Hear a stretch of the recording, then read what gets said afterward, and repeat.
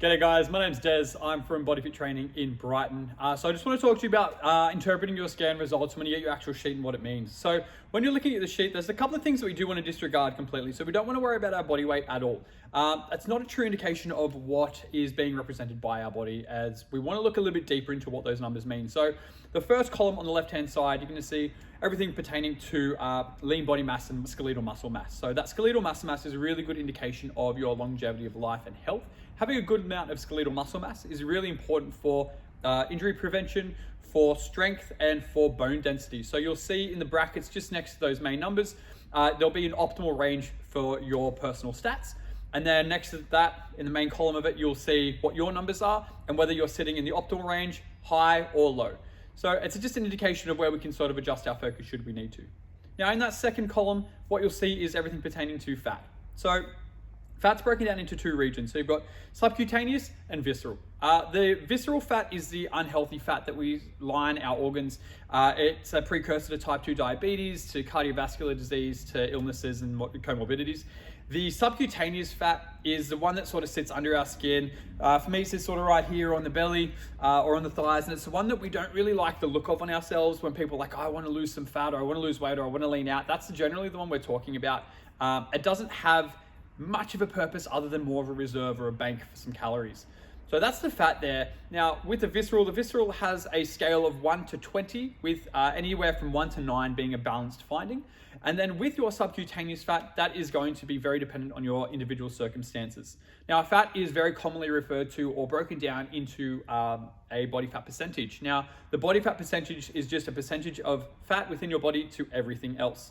Now, if you were to lose body fat and keep your muscle the way it is or the level that it's at, what you will have is a lower body fat percentage. If you were to lose fat and muscle at the same rate, your body fat percentage will stay the same. And should you maintain fat and increase your muscle mass, your body fat percentage will actually decrease again, because that fat is a percentage to everything else in the body. A couple of other things we want to look at on our scans is where you've got the BMR and the TDE. So with the BMR, it stands for your basal metabolic rate. Basal metabolic rate is what your body needs for cellular function at a base level. So that is not even sleeping, that's comatose. So that is for cellular function, that's for brain function, that's for organ and liver function, for breathing, just base cellular function throughout the body. The second you open your eyes, you step out of bed, you walk down the street to get a coffee, you're burning extra calories. So that is going to be additional on top of your BMR. So when we are dieting, it's really important that we never go lower than our BMR, because that's a really good way to make sure that we're not going to get the nutrients or the energy and the fuel that we need to actually survive and to perform. Under that, the TEE, the total energy expenditure, based on what you've put into the scan as your activity levels and your personal stats, that's going to give you a rough guide of what you need to maintain where you currently are. So when dieting, whether you're trying to diet down or diet up, so dieting down referring to ideally losing some body fat, and dieting up, ideally putting on some muscle mass. Dieting down, we want to eat in a very slight deficit to our TEE. And for dieting up, we want to eat in a slight calorie surplus above our TEE. A couple other things we want to look at is we want to look at the biological age on our scans. So with the biological age on the scans, it's going to take into consideration, yes, our chronological age, so how long I've been on this planet, but it's also going to take into consideration the health of my organs, the health of my body. And yes, I'm 30 years old. When I do my scan, I ideally want my biological age to be less than 30.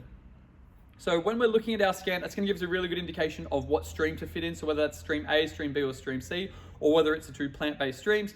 And then I can look at that and I can marry up what my TEE is compared to each of those streams. At the bottom of the scan, you'll have your nutritional content. So you've got your, based on what your goals are, whether it's general health, fat loss, or muscle gain, you're going to have a different nutritional breakdown.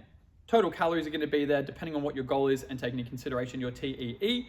That's what we're trying to eat within. So if I look at that and on mine, if that says 2,400 calories, great. I know that I'm in stream C because that fits within the brackets of stream C. I can follow the meal plan for stream C, and ideally that's going to match up with the protein, the carbohydrate, and the fat contents within the scan as well. Now, looking at that, I may need to adjust them a little bit just to meet my personal needs. So I might need to look at increasing that protein just a tad, but looking at from day to day, have a chat with your coaches because they'll be able to walk you through each individual process for that. Cheers.